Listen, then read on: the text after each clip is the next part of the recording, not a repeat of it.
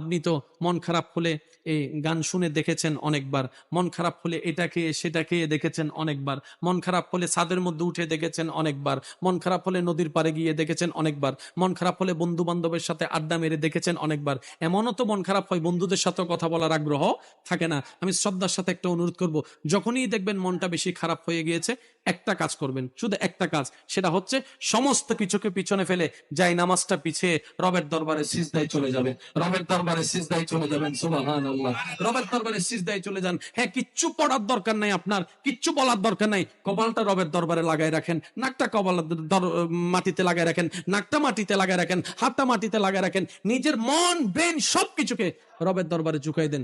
কিছুক্ষণ থাকেন, দেখবেন এমন একটা শান্তির বাতাস আপনার অন্তরকে ছুঁয়ে যাবে যেটা আপনি কল্পনাও করতে পারবেন না। সুবহানাল্লাহ। বিশ্বাস করেন ভাই, এই দুনিয়াতে আমাদের অর্ধেক হায়াত প্রায় শেষ, আর বেশি দিন আমরা কেউ বাঁচবো না।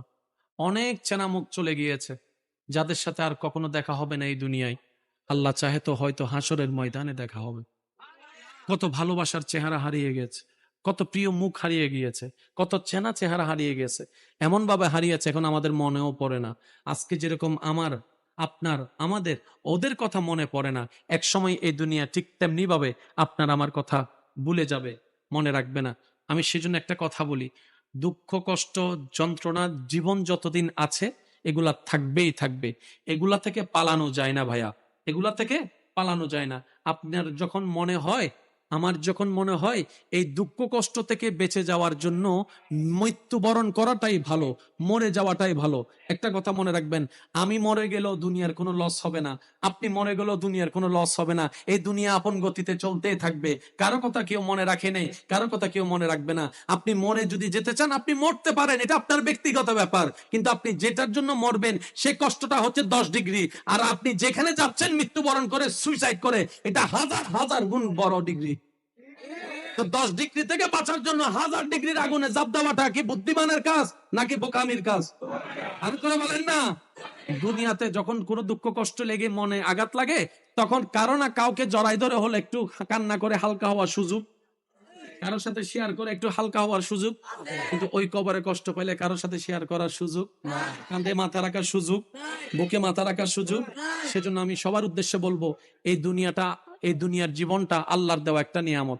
প্রত্যেকটা মানুষ, শ্রদ্ধার সাথে বলি, দুঃখ কষ্ট সবারই আছে। আপনার চোখে যে খুশি, যে সুখী, তার চোখে আবার অন্যজন সুখী, কিন্তু কেউ সুখে, সবাই সুখের অভিনয় করি আমরা, আসলে কেউ সুখে। হ্যাঁ, একটা কথা মনে রাখবেন, হাজার সুখের রাজ্যের ভিতরে সবকিছুকে পিছনে ফেলে আপনি জীবনের যে মুহূর্তটা রবের দরবারে নামাজের মাধ্যমে সিজদায় দেন, এর চেয়ে বড় শান্তি, আমি আওয়াজটা শুনতে চাই, এর চেয়ে বড় শান্তি। তবে একটা কথা মনে রাখবেন, হামলা করে যতটুকু শান্তি পাবেন না, ক্ষমা করে তার চাইতে বেশি শান্তি পাবেন। একদিনের জন্য প্র্যাকটিস করে দেখিয়েন, কেউ যদি আপনাকে কষ্ট দিয়ে থাকে, আপনি শুধু মনে মনে বলবেন যে আমি তোর মাফ করে দিছি, তোর প্রতি আমার কোনো রাগ নাই। আপনি দেখবেন এখানে একটা প্রশান্তি অনুভব করবেন, যেটা আপনি মারার পরও মারলেও আপনি এই প্রশান্তি কখনো পাবেন না। বলেন না সুবহান।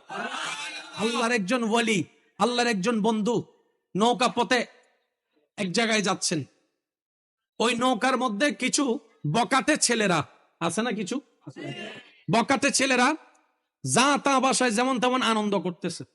একজন যে মুরব্বী ওনাকে সম্মানটা করছে, তো ওই আল্লাহ ওয়ালার সাথে একজন খাদেম ছিলেন, সেবক ছিলেন, উনি বললেন, হুজুর এগুলো তো বড় বেয়াদব, এদের বেয়াদবি আর সহ্য হচ্ছে না, নৌকা পথে যাব পুরো এতগুলা পথ, আমি বেয়াদবি তো সহ্য হচ্ছে না, আপনি তো আল্লাহর একজন খাস বান্দা, দোয়া করলে কবুল হয়ে যায় এরকম অনেক প্রমাণ পেয়েছি, আপনি একটু বদদোয়া করেন না, তারা যেন শেষ হইয়া যায়। আল্লাহর ওলি বলে যে বাদ দে, যার যেমনি ইচ্ছা থাকুক, যে যেটা করে খুশি হয় হোক। এখন উনি নাসুর বান্দা, না না আপনার বদদোয়া করা লাগবে। এবার উনি হাত তুলছেন, বক্ত মনে করছে বদদোয়া হয়তো এখন করবে। হ্যাঁ, শব্দটা একটু খেয়াল করুন, বদদোয়া হয়তো এখন করবে। আল্লাহর প্রিয় বান্দারা কেমন হয় একটু দেখেন, বদদোয়া হয়তো এখন করবে।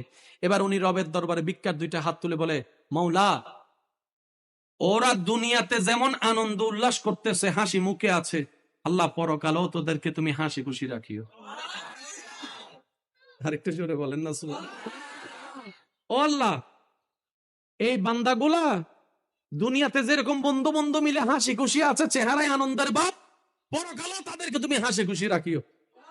এদিকে আল্লাহ আল্লাহর বন্ধুর দোয়া করতে দেরি, আল্লাহর রহমত আসতে দেরি হয় নাই। আল্লাহর রহমত আসলো, ওই যুবকদের দিলের মধ্যে পরিবর্তন চলে আসলো, ব্রেনের মধ্যে বুঝ চলে আসলো। তারা বুঝতে পারলো আমরা একজন মুরব্বীর সাথে বেয়াদবি করেছি, এটা কাজটা ঠিক হয় নাই, সাথে সাথে এসে ক্ষমা চেয়ে নিল। এবার আওয়াজ দিয়ে বলেন, হেদায়েতের মালিক কে? রিজিকের মালিক কে? রহমত দেওয়ার মালিক কে? ইজ্জত দেওয়ার মালিক কে? জ্ঞান দেওয়ার মালিক কে? রিজিক দেওয়ার মালিক কে? সবকিছু দেওয়ার মালিক কে? ওই আল্লাহ যার উপর খুশি, তার কোনো অভাবই নেই। জোরে বলেন না সুবহানাল্লাহ। ওই আল্লাহকে খুশি করতে গেলে নবীর মহাব্বত, জোরে বলেন নবীর মহাব্বত, আহলে বায়াত সাহাবাদের প্রতি আদব, আল্লাহর ওলিদের প্রতি ভালোবাসা, নামাজ, জোরে বলেন নামাজ, রোজা, হজ, আরেকটু জোরে, হজ, যাকাত, মা বাবার সেবা, বড়দের সম্মান, ছোটদের স্নেহ, যে হক পায় তাকে হক দিয়ে দেওয়া, মানুষের সাথে সুন্দর ব্যবহার, হাসি মুখে কথা বলা, ক্ষমা করে দেওয়ার অভ্যাস, আরো জোরে বলেন, অনেক কিছু দেখে সহ্য করার অভ্যাস, মানুষের উপকার করার অভ্যাস। এই হাজার গুণ এক জায়গায় যখন আসে, তখন একজন বান্দার হৃদয়টা আলোকিত হয়। একটু জোরে বলা যাবে সুবহানাল্লাহ। আল্লাহ তাআলা আমাদের সবাইকে আল্লাহর প্রিয় বান্দা হয়ে কবরে যাওয়ার তৌফিক দান করুন।